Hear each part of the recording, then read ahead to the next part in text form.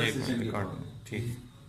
तो दूसरे चक्कर में टांग घुटने में दर्द होना शुरू हो गया था, ठीक है, सांस फूल रहा था। वो अभी स्टेमिना नहीं है ना आपका। अभी देखे ना, वॉकर पे आप आए हैं, 2 बंदे पकड़ के लाए हैं, अभी माशाल्लाह आप चल के खुद चल रहे हैं। चलें ज़रा, राउंड लगाएं, थोड़ा सा आराम से सुकून से चलें, माशाल्लाह।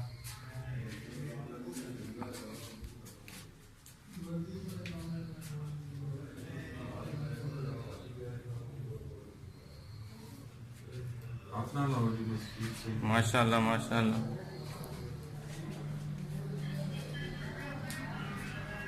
जी आप बताएं, 100 में से कितने % बेहतर हैं आप?